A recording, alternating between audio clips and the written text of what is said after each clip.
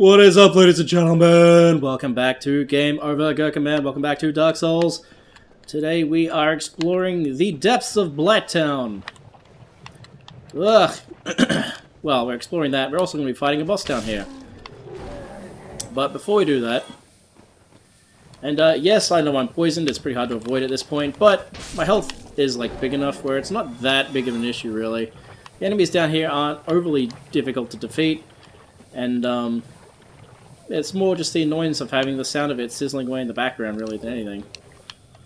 We're going to be exploring around here quite a bit. There's tons of items down here in the depths. You can see just how expansive this is. Gives you a much better idea of where we are. Oh look, there's a tree up there. What could that tree be? Could that be Firelink's Shrine? No one ever looks up in this game, do they? But if you look up, you'll be amazed what you can find. Anyway. Trying to work out which direction I should go around. I don't think these mosquitoes spawn infinitely, but they do kind of come at you from wherever they are. They have a very wide range of radius in terms of where they notice shit. Anyway, let's come around this way. You can actually get a suit later on in the game. Actually, not far from beyond here, which really minimizes like how quickly you get poisoned. Like, it really, really slows it down. But, I don't know, like, I'm not gonna bother with it. First of all, we'll come over here, and we'll have a look under this big root here.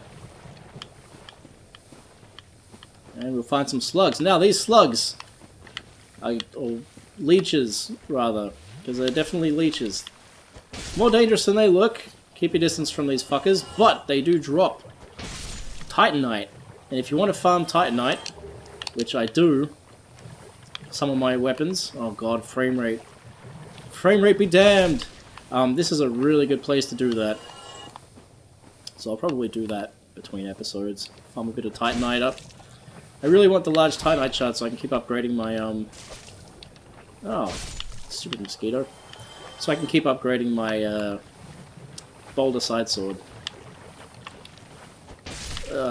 Usually through here I'd be using my Partisan as my secondary weapon.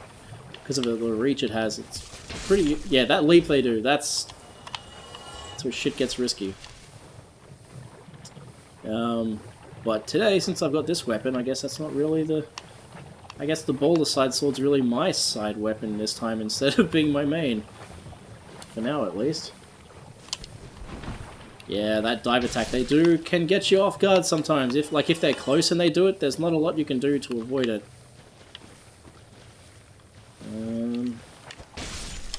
Can be tricky to avoid. And they can do it like back to back. They don't have like a stamina bar that runs out or anything, so yeah, it can be a little risky sometimes. Large Titanite shard, very nice. And I've alerted all of them apparently. Whole town's aware. I thought I'd be doing better through here in terms of my Estus use. I'm going to have to return to the bonfire, I think, and then try a different route. For some reason, these guys aren't dropping much. I don't want green Titanite. Drop 5 green Titanite, no less. Alright, let's take care of you. Take care of you. Take care of you. Take care of you. Grab whatever this is. Server! Alright. There's a couple of weapons down here. Another large Titanite shard. Thank you. That's more what I'm looking for. Thanks a million. Is there anything down here? Oh, it's a dead end. I've got one Estus left, so I'm running to retreat back out of here again. There's tons of little, like, secret little lock-away little areas like this down here. Which is part of what makes it fun, really.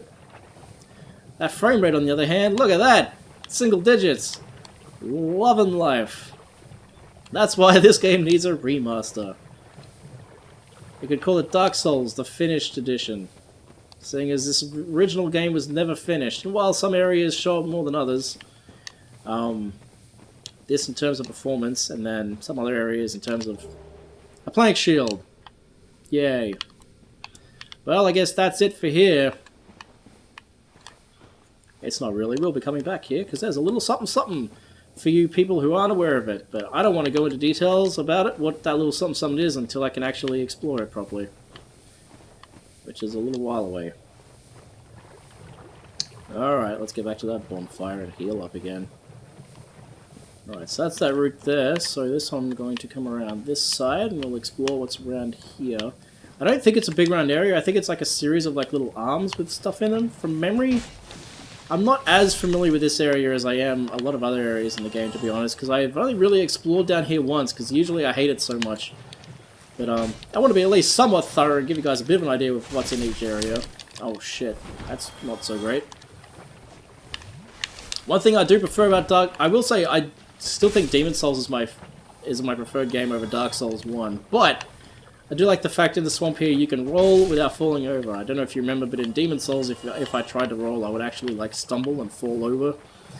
And I'm really glad that Dark Souls doesn't do that. They got rid of that. Thank God. But Demon Souls never ran like this. Sweet Jesus. Like I said, if you got a PC, that's the place to play it. Xbox One backwards compatibility is the second place I'd play it, because believe it or not, this is better than how it ran on the PS3 or the Xbox 360 natively. It's hard to believe, I know. Like I said, I just don't think they get to, there's some areas they didn't get to optimize before it was released, sadly. And that's why, like, a lot of people consider Dark Souls to be perfect. I wouldn't. It has a lot of issues. It has a lot of issues. Performance is just one of them. But, I would call it a flawed masterpiece. Hey, that's what I was looking for. The tattered cloth and heavy boots. That's some pyromancy shit. And I believe it'll actually give me some protection against the poison here. If I choose to wear it, which I probably won't. Because I'm almost done exploring down here now. What else is down here? Much of anything? Nothing there. Can't see any other items around here. What do we got? This guy. Come on. Come on over here. Dang, son. I got you. There's also a ring you can get, a ring of poison resistance you can wear to like get through here without too much trouble, but once again, it's for babies. Hey! Rock throwing guys! Surprise! And a great club! Oh, fuck! I didn't see that coming! Alright. Alright. How much damage do these guys take? Oh, a lot. At first, the first attack... Oh, he's like a dung beetle. I didn't know they rolled him around. That's quite cute. At first, I thought they were, because I swung at him and it hit him and it didn't do any damage. And I don't know why it didn't do any damage. But that had me a little nervous. But then, that was fine. That was really strange. Alright, I've got one more item over there to pick up. Okay, let's do that. And then I guess we could take on the boss, because that's pretty much this whole area down here explored at that point. Pretty much. As far as I'm aware, I don't think I've really missed much of anything. Got another large Titanite shard, that'll be helpful. There is an area after this we'll be able to go to farm large Titanite shards, which I'll need for my Boulder Side Sword, but it's going to be most of the way there, like +8 at least by the time we get to the, get to that area. Oh shit, I didn't even see you there. Well, that's you down. Bye. Oh, yep, drop something. What is it? Dung pie. And yes, I know I picked up a large club and a server and some other stuff. We'll have to wait and see what those what the deal is with those. Brought his rock down here so we could try to... That's clever. Ha!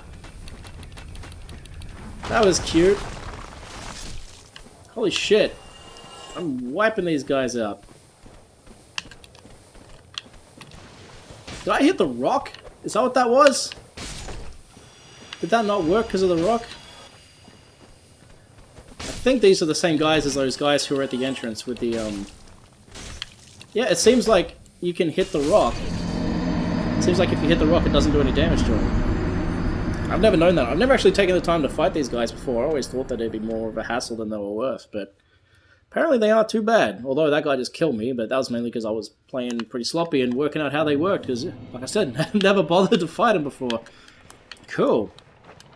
It's always fun discovering new things. Ow. Oh shit, he actually got me. Well, I don't want him to kill me, because I want to get those souls back, because I had quite a few over there. Quite a few souls. Now, you might have noticed... Oh, fuck you. This area is kind of covered in spiderweb. And that's because it's covered in spiderweb. I want to kill these guys just so I can get my souls back, but I'm not going to fight the boss with this little health. No way in hell.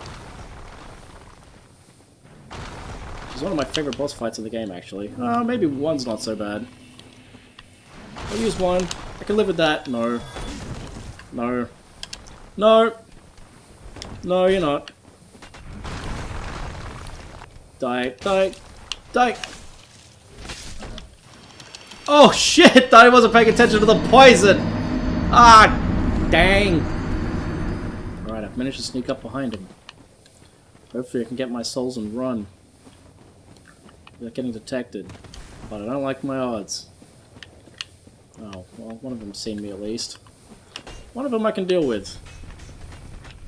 Cool thing about fighting them up here at least is they're getting hooked on the geometry of like the roots. Which is nice and helpful. Yeah, that does work as a shield. A 100% block shield, no less. Like I said, never taken the time to fight them. Never knew. Oh well. Which is making this weapon not ideal because, I mean, it does like an overhead attack, right? So... yeah, very difficult. Making it very difficult to kill them. But thankfully we've got this stab attack, so... not that biggie in the... not that much of a biggie in the end. Oh, fucking mosquito, just die. Just die, mosquito. Now, my health was... or not my health, my souls were... where? They were around here. Somewhere. Right there. Get my souls, and I'm going to get into that boss fight. Alright, so yeah, as I stated, this place is covered in wood and spiderweb, and we're going to run straight in here, away from that guy, to Quelaag's domain. Quelaag being the boss for this area, and a boss that I very much enjoy, actually. I think she's a good fight. So I'll see how much damage... where's that? There it is, Purple Boss Club. I can deal with 3 Estus for this fight. I'll see how much damage that this weapon on its own does, and then, yeah, we'll see how we go. Usually, I only have +5 weapons when I get here, so I'm expecting this to be a little bit easier than usual. But I really enjoy this fight. I think it's one of the better ones in the game.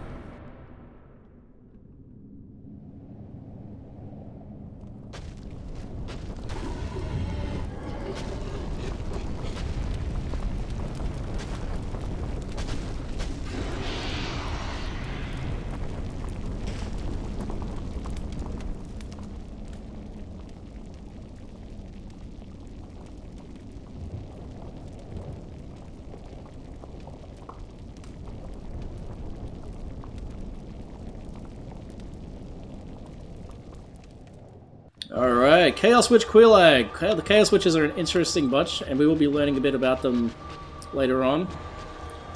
How much damage does this do? Oh yeah, that's not too bad. I was worried it was going to do too much damage and make it too easy, but...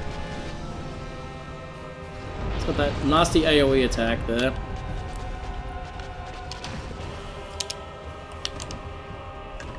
Yeah, she's a good fight. Cool design. Just all around pretty cool. Nice, fun attacks. Interesting to read. Decent health pool. There's that AoE I was worried about. A little bit too close to it that time. She does have a nasty jump attack when she wants to get close to you quickly. But if you just watch out and make sure she doesn't vomit lava on you, the main attack that I struggle with is generally the AoE. Or accidentally running in lava that I haven't noticed. That's one of the issues when you lock onto her. is you can't see where the lava is behind you because you're facing it directly, which can make things a little problematic sometimes, but generally you can tell what she's going to do by watching the way she pats. Like if she pats it on the head, she's going to do one attack. If she does another thing to it, it's going to be another attack. So she becomes pretty easy to read in that sense. But anyway, that wasn't so bad. Chaos Witch Quelaag down. As I said, one of my favorite bosses in the game. I think she can be a really good fight. Now, let's have a looky here at what we picked up. We picked up her Soul of Quelaag. Soul of Quelaag, once daughter of the Witch of Izalith, but now a Chaos Demon. Special beings are special souls, and Quelaag's soul contains all aspects of chaos. Use it to acquire a huge amount of souls, or to create a unique weapon. The weapon that I usually use that for, I don't know if you can actually make other weapons with it, is the Quelaag's Fireblade. I think is what it's called. It's called something like that anyway. And basically, it's a chaos imbued. Chaos is a stronger form of fire. They're actually two separate things in this, which is interesting. But it's a stronger form of fire, and the way that it works is the more humanity you have, the more damage that sword does. So it doesn't scale necessarily with your stats, but rather scales with how much humanity you have. And that's because of a covenant with Quelaag's sister, who's hidden in a secret room right here, and is hiding a bonfire over here. Oh dear, what have we here? Are you a new servant? Sure. But you have no eggs. Ah, no matter. Go along and have audience with our fair lady. I pray that you will mind your manners. Thanks for getting out of the way, creepy Eggman. These guys are hollows that basically have been infected with a parasite, and you can get infected with the parasite yourself. This is a delicious, delicious, delicious bonfire here, which will give us all the way up to 10, because it's a fancy bonfire, so we can level up a bit. Let's put up, as always, our vitality, our endurance, and our dexterity will keep going up. I'll max out this dexterity first, then strength. That's my plan anyway. And here we have one of the Chaos Sisters. But she can't speak to us, because you need a special ring in order to understand what she's saying, and she mistakes you for her actually your sister that you just murdered. But because we have those Firekeeper souls, she can actually reinforce our Estus flask. So now we're up to +3 Estus, which means that we'll recover more when we use it. And yeah, there's a special covenant there, and basically you feed her humanity to make her well because she's quite sick. But since I don't have the ring you need in order to talk to her, also you can go down there and there's a whole new area, but we're not going to do that. Not today. Not for quite a while, actually. When you go down there and talk to her, you can really, her backstory is actually quite sad. And if you're interested in knowing more about it, I would look it up on YouTube, because there's plenty of videos about it. Anyway, here is a lever. I guess this must be the second Bell of Awakening, mustn't it?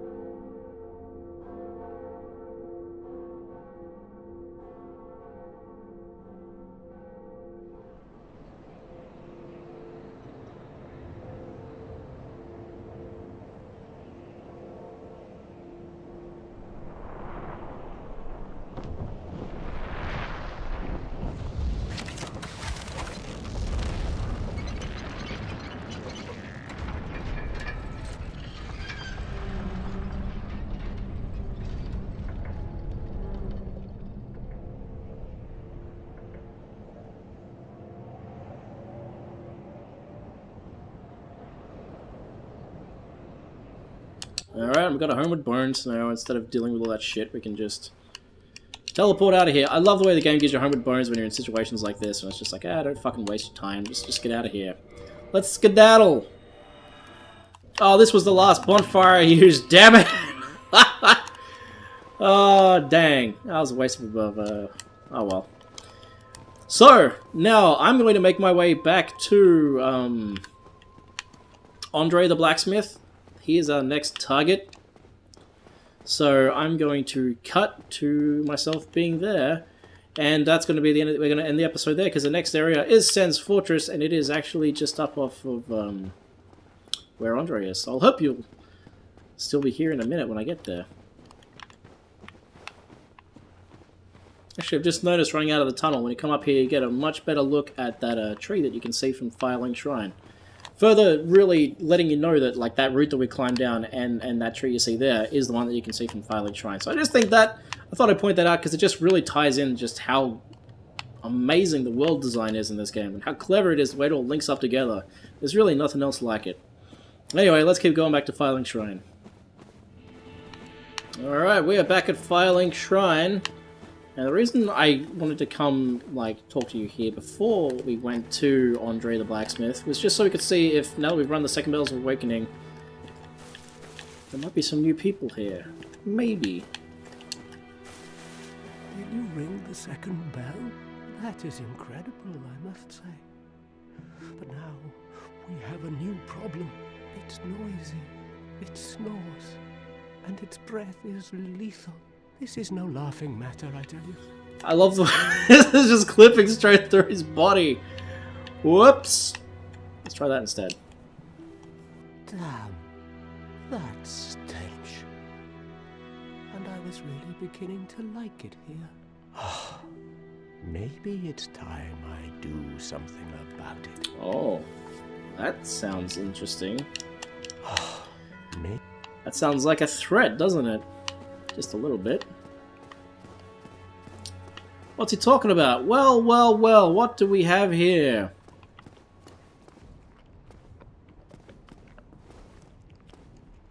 Ah, hello. Was it you who rang the Bell of Awakening?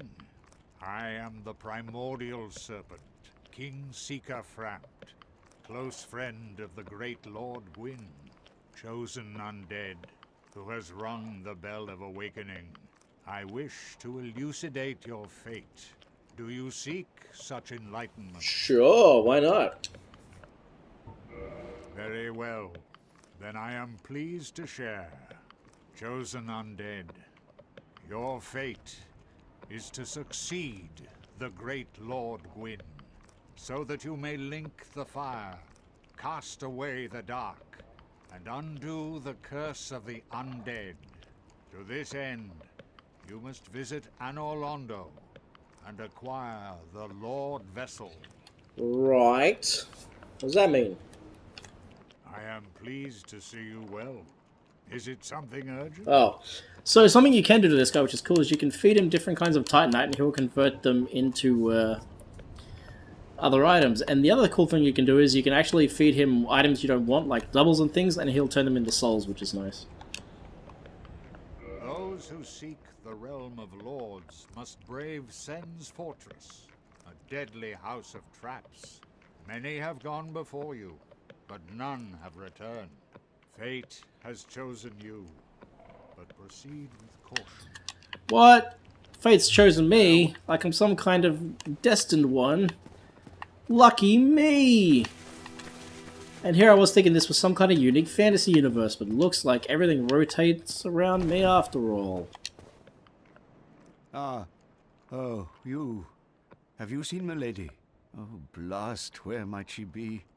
And would she be safe? Yeah, you're not fooling me, Petrus. Dirty bastard. Alright, let's get this elevator up, and I might have enough shards, enough large Titanite here to upgrade my thing again. We'll see.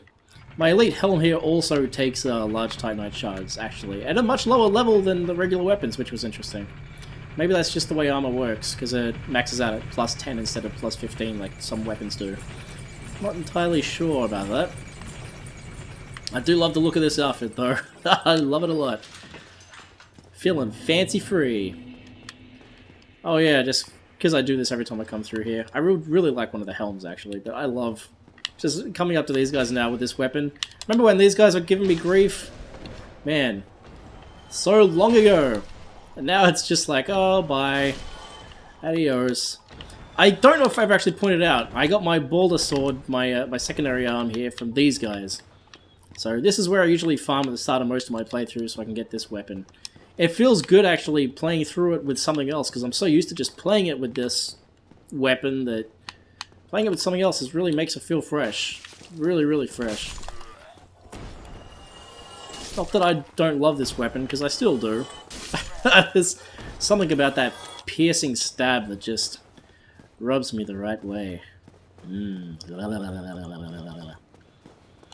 Alright, so let's go visit Andre, and then we'll save at the bonfire and call it an episode. Okay. You might also notice too that this is an actual old church as well. You can see the... I thought this was interesting. I only realized this recently. I always thought it was odd, but I mean, this was clearly used to be an old church. So the Undead Parish, I think, must have at one point been this, and then at some point they built the new parish there.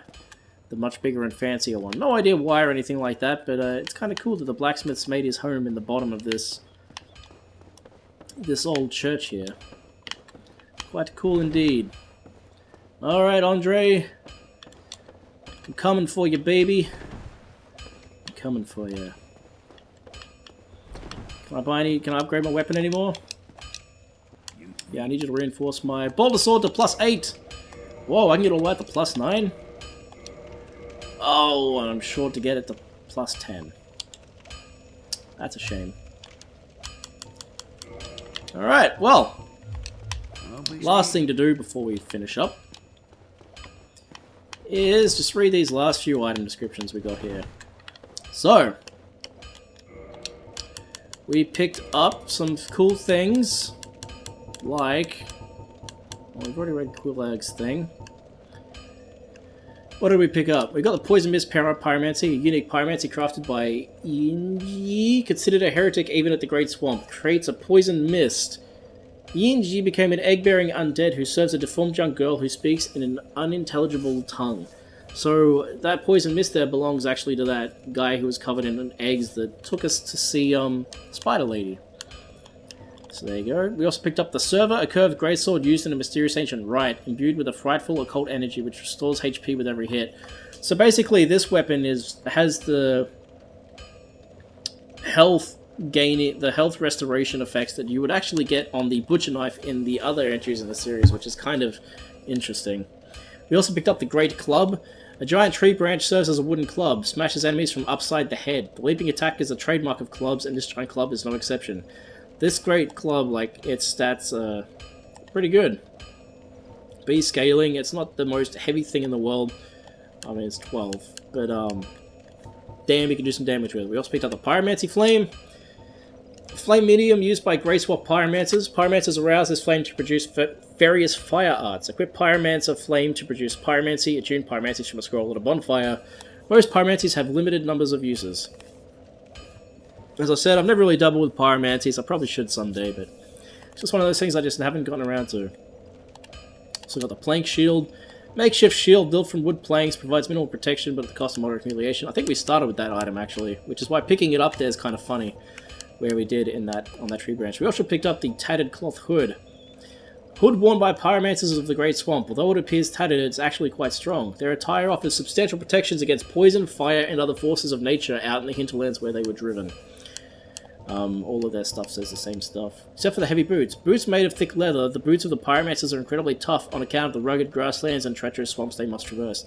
Their soles are nearly impenetrable. I'm not going to be wearing any of that stuff because I don't need to at this point. But I'm going to access my magic box. Actually, no, I'll do that off camera. Thank you for joining me, ladies and gentlemen. As always, I hope you're enjoying this series. Please let me know in the comments below.